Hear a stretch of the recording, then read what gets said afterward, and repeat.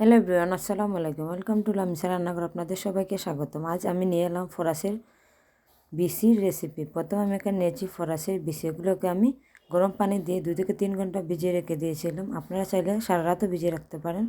তারপর ওগুলোকে আমি পরিষ্কার করে নিয়েছি।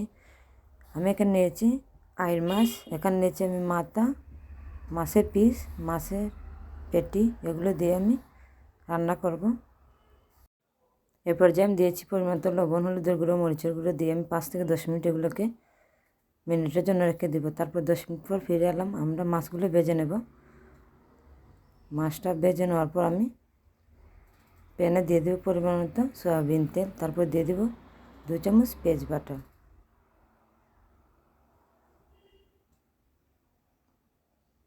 পেঁয়াজটা ভেজে নেওয়ার পর আমি দিয়ে দেবো আধা চামচের কম রসুন বাটা দিয়ে আমি মশলাটা ভালোভাবে কষে নেব।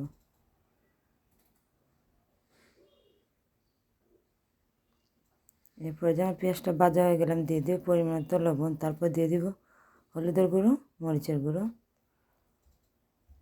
এখানে দিয়েছি আধা চামচ হলুদের গুঁড়ো, 1 চামচ মরিচের গুঁড়ো। আমি এখানে কাঁচামরিচ ইউজ করবো বেশি, তার জন্য আমি গুঁড়া মরিচটা কম দিয়েছি। এরপর যে দিয়ে দেবো আমি পরিমাণ মতো পানি দিয়ে মশলাটা ভালোভাবে কষিয়ে নেব। তারপর আমি দিয়ে দেবো 1 চামচ ধনিয়ার গুঁড়ো, আধা চামচ জিরা গুঁড়ো দিয়ে আমি মশলাটা কষিয়ে নেওয়ার পর আমি দিয়ে দেবো পরিমাণ মতো পানি।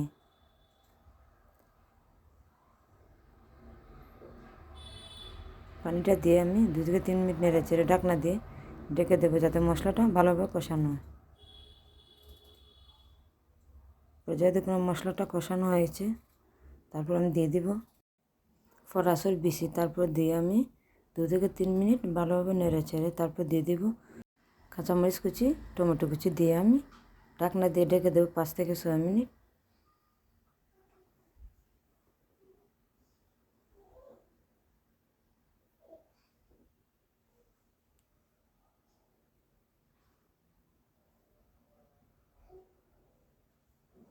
তো ফিরে এলাম 5 থেকে 6 মিনিট। তারপর আমি ভালোভাবে আরও 5 মিনিট কষিয়ে নেব।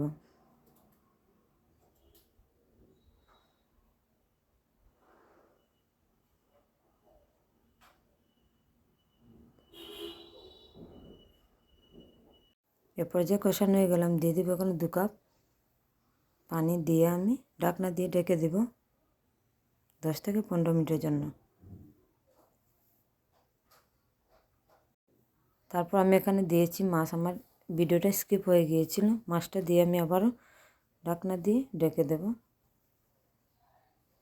তারপর 10 মিনিট জাল দিয়ে আমি ধনে পাতা কুচি দিয়ে নামিয়ে নেব। তো তৈরি হয়ে গেলো আমাদের মজাদার ফরাসের বিসি রেসিপি।